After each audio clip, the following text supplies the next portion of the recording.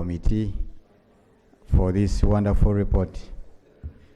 I want to go straight to the electricity distribution, where the committee has recommended that it should be prioritized. Right, Honorable Speaker, we have had the same issue in various reports that have been coming to this parliament during the budget period. Last week I was in Honorable Center's constituency, where I found his opponent saying, I'm bringing you electricity. I'm bringing electricity that has failed your incumbent.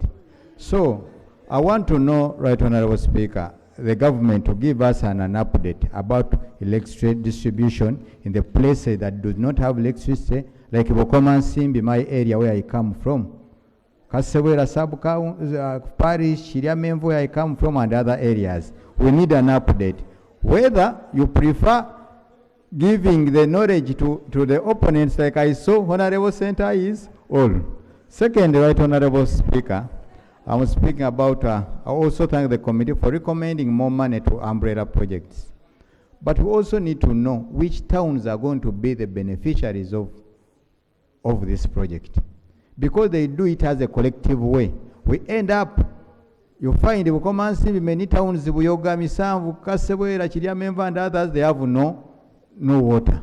So we want to know the beneficiary.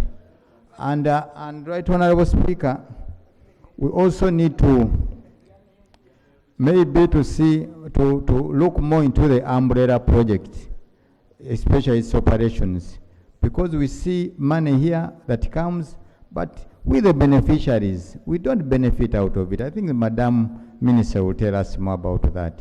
Where I come from in Bukomansimbi, many areas have no water. Tell us why. Thank you very much, Right Honorable Speaker. Yes. Yes. But you didn't tell us what your opponent says. Honorable Robert. Thank you, Mr. Speaker, for this opportunity.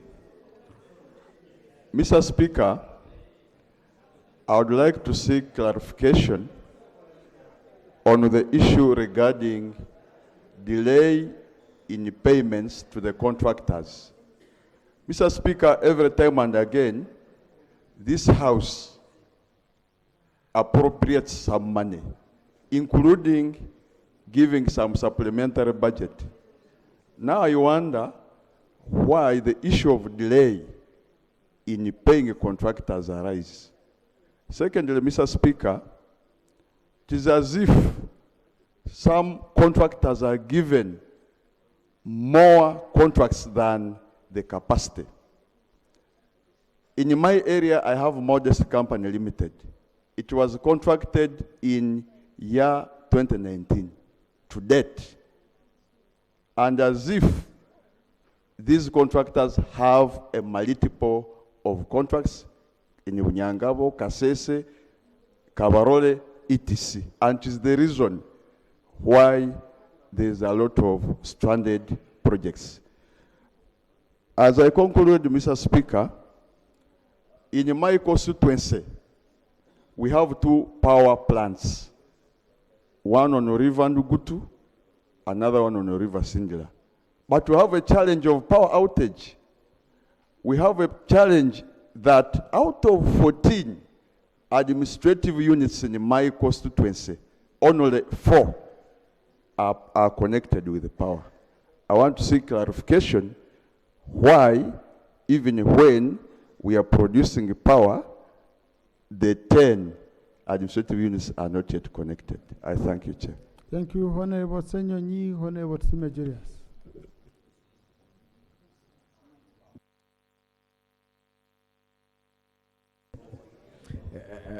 Honorable Speaker, I had really not intended to make a submission on this particular report, but I thought I would throw a question to government. You see, on an annual basis, there are these gold exporters who just don't pay taxes. On an annual basis, when you read the Auditor General's report, because on average, about 40,000, on average, 40,000 kilograms of gold are exported per annum. But due to regulatory lapses, according to URA and so on, this money is not collected, what is meant to be paid in form of taxes. And so we are losing out on revenue. Smaller people are bending their backs over backwards to pay taxes. You see URA closing people's shops and so on because they're not paying taxes. But year after year, this issue continues to recur. Can government help us understand why? Because as we are seeking taxes for different things, what government normally does, and you will see with the tax bills, as opposed to widening the tax bracket, they keep deepening. They keep going after the low-hanging fruit, those from whom it is easy to collect taxes. So they keep deepening and making it more cumbersome for them, and yet we can widen. So specifically, now that we are talking about natural resources and so on, government needs to, I don't know who is here on behalf of, the Minister of State for Water is here.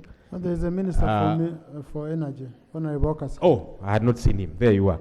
Hopefully he will help us understand why this continues to happen on an annual basis. Thank you. Thank you.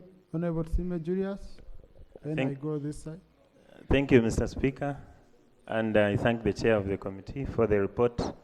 I want to speak to the electricity scale-up project. Right Honorable Speaker and members, when we passed this loan, we all had hope and believed, and we still believe, that this is going to offer the electricity we needed, especially in the rural areas, targeting the public health facilities. My constituents borders a city, and I have 2 strategic sub-counties that are near the city and don't have electricity. And we even have a water source that is supposed to support the hilly areas of Rwampara, and still there's no electricity. I don't know whether it is because of counterpart funding. If it is the case, I highly recommend that the 20 billion be given to the Ministry of Energy, and even more, so that the scale-up project is fast-tracked. We all need electricity in our areas to develop the cottage industries that we have, and also other functional systems that we need. Right Honorable Speaker, I want to speak also the water sanitation development facilities. My constituents has drilled 4 high-yielding water boreholes that have a capacity of 15,000 cubic meters per hour, water capacity, out of the 4. But this project has become a white elephant. Reason, the Minister of Water says that its budget was cut.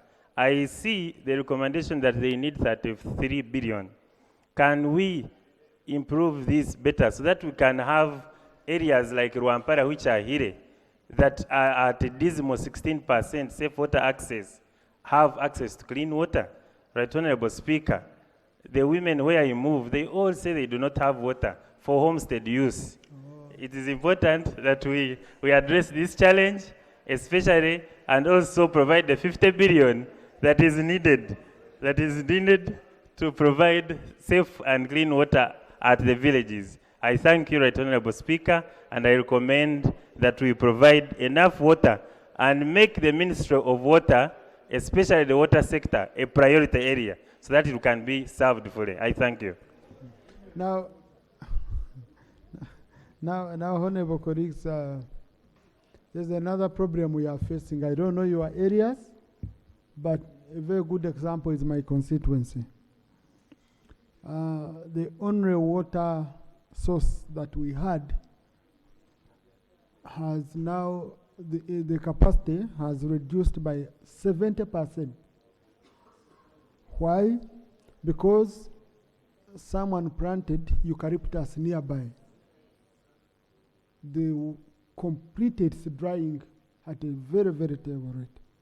I don't know what Ministry of Water is going to do about this. I'm told the moment they plant eucalyptus around the water source, it starts drying, and you're going to find very many government projects which we were counting on just being white elephants because they won't be having. So I don't know what the minister is doing about that issue, whether they've studied to know whether it's true, and if it's true, whether you're thinking of maybe acquiring, a corridor of a certain distance or a regulation or a by law working with the district to come with bylaws of ensuring we protect. We just have one water source in my constituency, Rutoche, which we've been surviving on.